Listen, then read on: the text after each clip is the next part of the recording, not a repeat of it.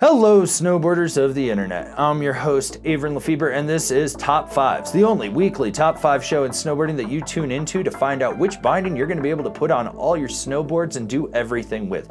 That's right, in this week's episode, we're going to be talking about the top 5 workhorse bindings of 2024-2025. Number 5, the Fix RB1. This is the most easily adjustable binding on this list, which means that you don't have as many things that could potentially go wrong with more screws, more bolts, stuff like that. It's very meat and potatoes, but it works.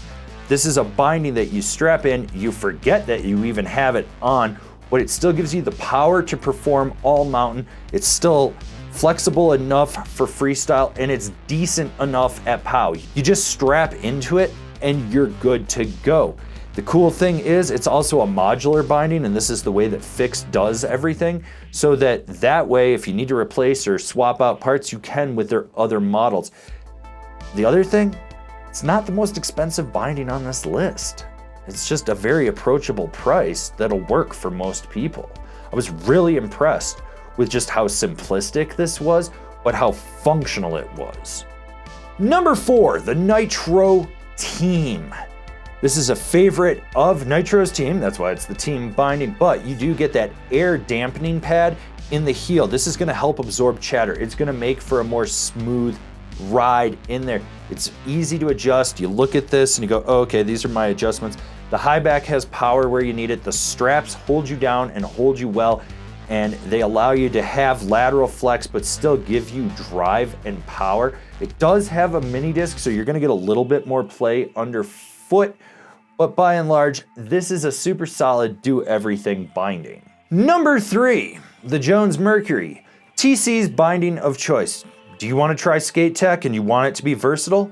The Mercury is a great option. This is gonna help with that power dynamic, driving it into your toe and your heel, giving you more response. The straps are gonna lock you in without any excess padding, so you don't have to worry about them breaking down or anything. That's also gonna cause the boot to give you the padding that you need so that you're locked in. Overall, it's a very solid binding. It's smooth and yet powerful.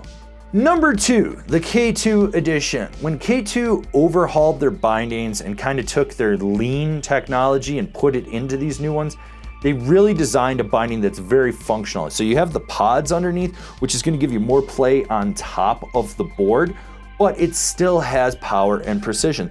The strap locks you in the high back. You can drive into it and it doesn't fold on you. That toe strap fits just about any boot shape. So the cool thing, going back to the pods, is you get that lateral play, but you're still getting good board response underfoot. And it's still gonna be damp enough that you're not gonna get a ton of foot fatigue with it. Come here. I need you to go down, give this video a thumbs up. While you're down there, if you haven't already, subscribe and click that bell. That way you're gonna get the notifications for all the programming we have coming out. And believe me, you don't wanna miss any of the programming we've got coming out. Honorable mentions, all great options, just barely didn't crack the top 5 of this list. The Salomon Highlander. Shadow fit is not for everyone. That is a soft heel cup that has a little bit of lateral play to it, so you get a little bit more movement in there. Think of it like riding a skateboard and you're setting your ankles up. That's not going to be for everyone. Now, it is a little bit on the stiffer side for the Shadow Fit series of bindings that Salomon does, so you do get some solid response out of it. Overall, it's a good binding and it'll do everything, just might not be the one for you. The Bataleon Blaster Asym. This binding's really, really good. Like, I can't stress this enough. The heel strap locks you in, that toe strap fits just about any boot shape. You have a ton of adjustments on it, and that foot pad provides a lot of dampening, so you don't have to worry about that kinetic energy coming up underfoot. Finally, we have the bent metal transfer. It's just a good binding. It's what it is. You strap into it, you know you're gonna be able to drive hard when you need to, or you can be playful when you want. You could swap the drive plates out on there if you absolutely want to customize it a little bit more. The straps are great, they're secure, they hold you in. My only gripe with this binding is the screws tend to get a little loose on this for the heel strap and whatnot, so you gotta kind of check on it a little bit more. Like I said, these are all great options. They just barely didn't crack the top 5 of this list. Like what we're doing over here? Want to support us further? Swing on over to Angry Snowboarder VIP and become a member. Sure, I could tell you more here, but I got a video over there that explains it so much better.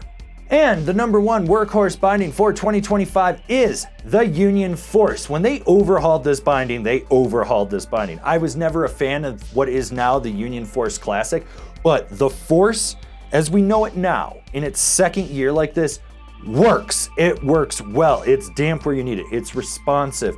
The ratchets work well. The straps are solid. The response from the high back is great. It's just a perfectly well-balanced binding that you can put on any type of board and it's gonna work.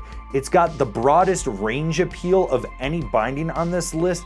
You can put just about anyone on it and they're gonna have it for multiple seasons and be able to progress with it or be able to rely on it as they need for their type of riding. This has been our top 5 workhorse bindings for 2025. If you're looking for something a little more jibby or a little more powerful, go check out one of our other top 5s.